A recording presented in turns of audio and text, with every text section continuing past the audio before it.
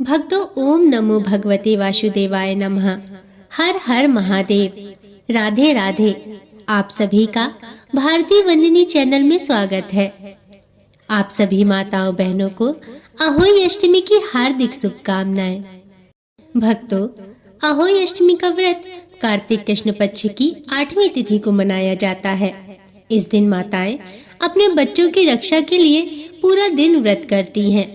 शाम को दीवार पर छाप कर अहोई माता की पूजा करती हैं और कथा सुनती हैं। अहोई माता की मूर्ति में पूरा संसार सजोया दिखाया जाता है।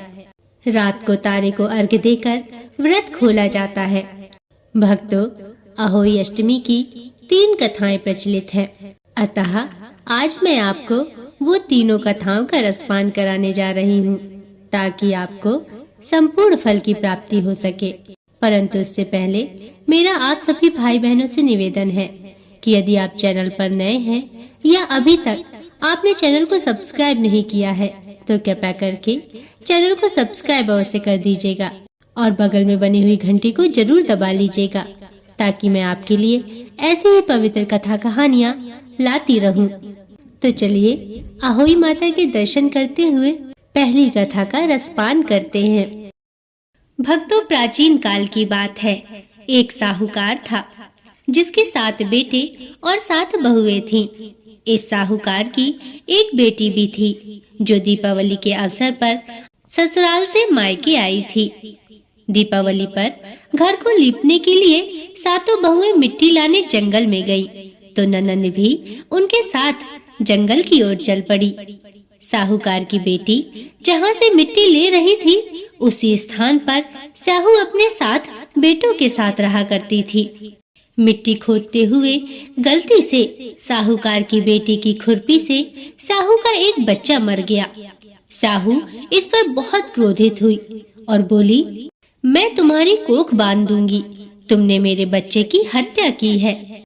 साहू की यह बात सुनकर साहूकार की बेटी अपनी 7 भाभियों से एक एक करके विनती करती है कि वह उसके बदले अपनी कोख बंधवा ले, परंतु उसकी सभी भाभियां अपनी कोख बंधवाने से मना कर देती हैं। लेकिन छोटी भाभी ननद के बदले अपनी कोख बंधवाने के लिए तैयार हो जाती है।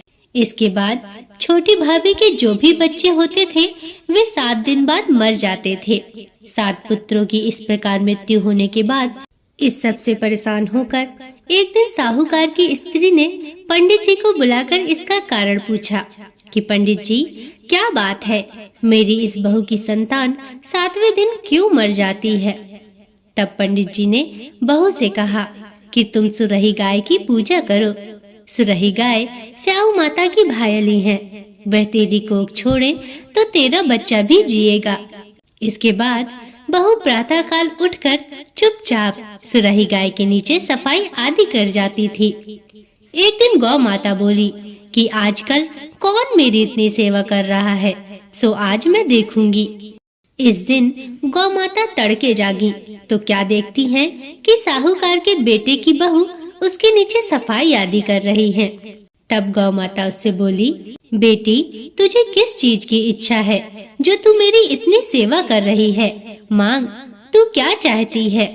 तब साहूकार की बहू बोली, गौ माता, स्याऊ माता तुम्हारी भायली है और उन्होंने मेरी कोख बांध रखी है, आप मेरी कोख खुलवा दो।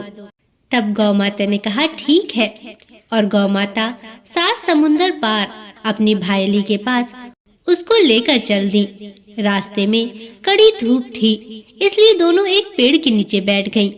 थोड़ी देर में एक सांप वहां आया और उसी पेड़ पर गरुड़ पंखिनी के बच्चे थे। वह उनको मारने ही वाला था कि साहूकार की बहू ने सांप को मार डाला और मारकर ढाल के नीचे दबा दिया और गरुड़ पंखिनी के बच्चों को बचा लिया। थोड़ी देर बाद गरुड़ पंखिनी वहां आई और वहां पर खून पड़ा देखकर उसने सोचा कि साहूकार की बहू ने मेरे बच्चों को मार डाला है। ऐसा सोचकर वह साहूकार की बहू को चोंच मारने लगी। तब साहूकार ने बोली, हे गरुड़ पंखिनी, तू मुझे क्यों मार रही है? मैंने तेरे बच्चे को मारा नहीं है, बल्कि सांप तेरे बच्चे को डसने आया था। मैंने तो तेरे बच्चों की रक्षा की है। यह सुनकर गरुड़ पंखनी खुश होकर बोली, मांग, तू क्या मांगती है? इस पर साहूकार ने बोली, 7 समुंदर पार स्याऊ माता रहती है, मुझे तू उसके पास पहुंचा दे।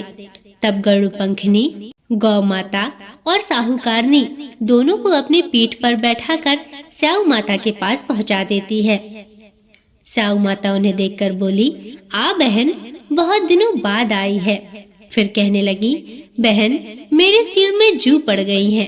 तब सुरही के कहने पर साहूकार की बहू ने सिलाई से उसकी जुएं निकाल दिए। इस पर स्याऊ माता प्रसन्न होकर बोली, जा, तेरे 7 बेटे और 7 बहुएं हों। इस पर साहूकार ने बोली, माता, मेरे तो एक भी बेटा नहीं है, तो 7 कहाँ से होंगे? स्याऊ माता बोली, मैंने वचन दिया है, वचन से फिरूं तो धोबी के कुंड पर ककरी हूँ। तब साहूकार की बहू बोली, माता, मेरी कोख तो तुम्हारे पास बंद पड़ी है। यह सुनकर स्याऊ माता बोली, तूने तो मुझे ठग लिया। मैं तेरी कोख खोलती तो नहीं, परंतु अब खोलनी पड़ेगी। जा, तेरे घर में तुझे 7 बेटे और 7 बहुएं मिलेंगी। वहाँ जाकर तू उजमान करना, 7 अहोई बनाकर 7 कढ़ाई देना। साहूकारनी घर लौटकर आई तो देखा 7 बेटे और 7 बहुएं बैठी हैं। वह खुश हो गई। उसने 7 अहोई बनाई, 7 उजमान किए और 7 कढ़ाई की। यहाँ दूसरी ओर दिवाली के दिन साहूकारनी की जेठानियां आपस में कहने लगी, बहनों, जल्दी जल्दी पूजा कर लो, कहीं छोटी बहू अपने बच्चों को याद करके रोने न लगे। भक्तों, थोड़ा समय गुजर गया। तब जेठानियों ने अपने बच्चों से कहा, बच्चों, जाओ और अपनी चाची के घर देख कर आओ कि वह अभी तक रोई क्यों नहीं। अपनी माताओं के कहने पर बच्चे अपनी चाची के घर जाते हैं। वहाँ बच्चों ने देखा और वापस जाकर कहा, माता, चाची तो कुछ मांड रही हैं, खूब उजमान हो रहा है। यह सुनते ही उसकी जेठानियां दौड़ी दौड़ी उसके घर गईं और जाकर पूछने लगी कि तुमने अपनी कोख कैसे छुड़ाई। तब साहूकारनी ने उन्हें सारी गाथा कह सुनाई और कहा, अहोई माता की कृपा से मुझे 7 बेटों के साथ साथ 7 बहुएं भी प्राप्त हुई हैं और अब मेरे घर में खुशियां ही खुशियां हैं। हे अहोई माता, जिस प्रकार आपने साहूकारनी पर कृपा करी, वैसी सब पर करना। इस कथा को कहने वाले, कथा को सुनने वाले और हुकार भरने वाले सभी पर अपनी कृपा करना। तो भक्तों, प्रेम से बोलिए, अहोई माता की जय। भक्तों, यह थी अहोई अष्टमी की प्रचलित पहली कथा। अब मैं आपको दूसरी कथा सुनाने जा रही हूँ, अतः पूरे भक्ति भाव से सुनिए। भक्तों, एक बार की बात है, एक औरत अपने 7 पुत्रों के साथ एक गांव में रहती थी। एक दिन कार्तिक महीने में वह औरत मिट्टी खोदने के लिए जंगल गई। वहां पर उससे गलती से उसकी कुल्हाड़ी के द्वारा एक पशु शावक की हत्या हो गई।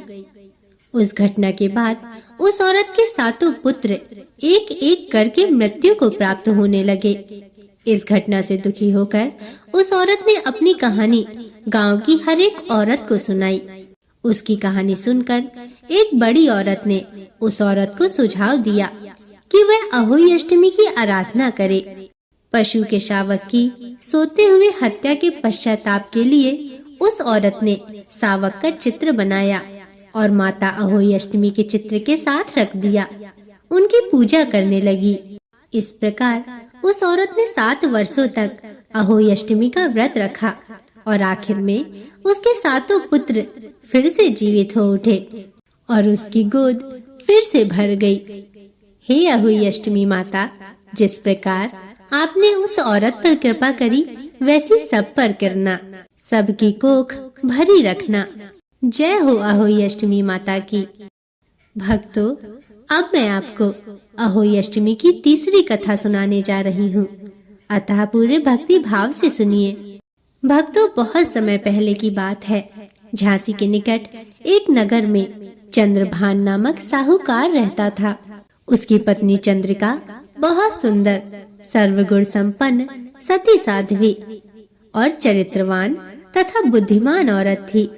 उसके कई पुत्र पुत्रियां थीं, परंतु वे सभी बाल्यावस्था में ही परलोक सुधार चुके थे। दोनों पति पत्नी संतान न रह जाने से व्यथित रहते थे। वे दोनों प्रतिदिन मन में सोचते, हमारे मर जाने के बाद इस अपार धन संपदा को कौन संभालेगा। एक बार उन दोनों ने निश्चय किया कि वे वनवास जाकर शेष जीवन प्रभु भक्ति में व्यतीत करेंगे। इस प्रकार वे दोनों अपना घर बार त्याग कर वन की ओर चल दिए। रास्ते में जब थक जाते तो रुककर थोड़ा विश्राम कर लेते और फिर चल पड़ते। इस प्रकार धीरे धीरे वे बद्रिका आश्रम के निकट शीतल कुंड पर जा पहुँचे। वहाँ पहुंचकर दोनों ने निराहार रहकर प्राण त्यागने का निश्चय कर लिया। इस प्रकार निराहार व निर्जल रहते हुए उन्हें 7 दिन हो गए थे। तभी वहाँ आकाशवाणी हुई कि तुम दोनों प्राणी अपने प्राण मत त्यागो। यह सब दुख तुम्हें तुम्हारे पूर्व पापों के कारण भोगना पड़ा है। यदि तुम्हारी पत्नी कार्तिक मास के कृष्ण पक्ष में आने वाली अहोई अष्टमी को अहोई माता का व्रत और पूजन करे तो अहोई देवी प्रसन्न होकर साक्षात दर्शन देंगी। तुम उनसे दीर्घायु पुत्रों का वरदान मांग लेना। व्रत के दिन तुम राधा कुंड में स्नान करना। आकाशवाणी सुनकर चंद्रिका ने आकाशवाणी के बताए अनुसार विधि विधान से अहोई अष्टमी को अहोई माता का व्रत और पूजा अर्चना की और तत्पश्चात राधा कुंड में स्नान किया। जब वे स्नान आदि के बाद घर पहुँचे तो उस दंपति को अहोई माता ने साक्षात दर्शन देकर वर मांगने को कहा। साहूकार दंपति ने हाथ जोड़कर कहा, माता, हमारे बच्चे कम आयु में ही परलोक सिधार जाते हैं। आप हमें बच्चों की दीर्घायु का वरदान दे। तब अहोई माता ने तथास्तु कहा और ऐसा कहकर अहोई माता अंतर ध्यान हो गई। कुछ समय के बाद साहूकार दंपति को दीर्घायु पुत्रों की प्राप्ति हुई और वे सुखपूर्वक अपना गृहस्थ जीवन व्यतीत करने लगे। हे अहोई माता, जैसी कृपा आपने चंद्रिका पर करी ऐसी सब पर करना। सभी की संतानों को दीर्घायु करना, सभी की कोख भरना। अहोई माता की जय। भक्तों, यह थी अहोई अष्टमी की तीनों प्रचलित व्रत कथाएं। आशा करती हूँ आपको कथाएं पसंद आई होंगी। अगर इनमें कोई त्रुटियां हैं तो मुझे क्षमा करें और वीडियो को लाइक करके चैनल को सब्सक्राइब अवश्य कर लें और बगल में बनी हुई घंटी को जरूर दबा दें और कमेंट में जरूर बताएं आपको कथा कैसी लगी और कमेंट में लिखना ना भूलें। अहोई माता की जय। हर हर महादेव। राधे राधे। भक्तों, अब अगली वीडियो तक के लिए नमस्कार।